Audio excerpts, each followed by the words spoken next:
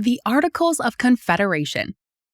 The document known as the Articles of Confederation was written during the American Revolutionary War.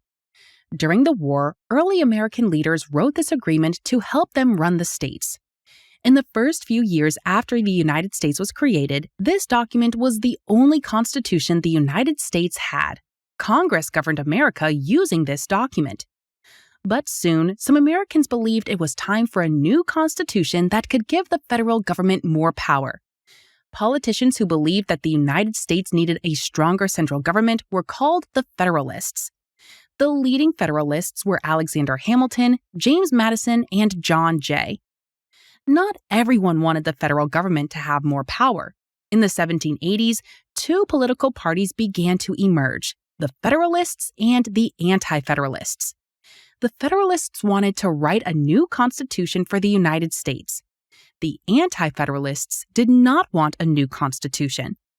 The Federalists and Anti-Federalists agreed to hold a meeting with representatives from all states. The Constitutional Convention started on May 25, 1787, and went on for several months.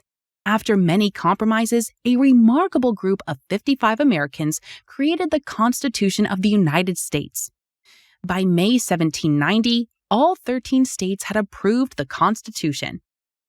The Constitution is the supreme law of the land. All other laws must follow it. It also set up a system of government we still use today. The Constitution made a promise to Americans. They would be governed as a republic, which means their nation would never have a king, queen, or emperor. We are going to look at the Constitution in detail.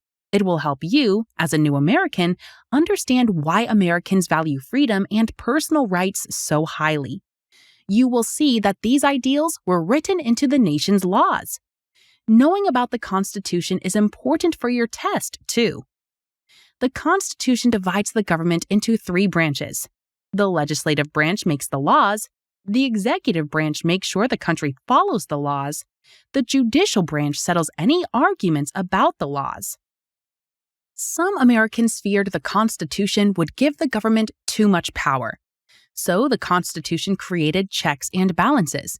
This means if one branch gets too powerful, the other branches have ways to check it, which means they can stop it. Here is an example. Congress can pass a bill in both chambers, the Senate and House of Representatives. The president can check Congress by vetoing the bill. If they have enough votes, Congress can check the president by overriding the veto and establishing a law. Then, the Supreme Court can decide if the law agrees with the Constitution. If it doesn't, the judges can get rid of it. Your test might include questions about government powers or the United States' important documents. You don't need to know all the words used in old documents, but knowing about the general history of these documents will help you use context clues. Keep this in mind when preparing your Social Studies GED exam, and you'll do great. Happy studying!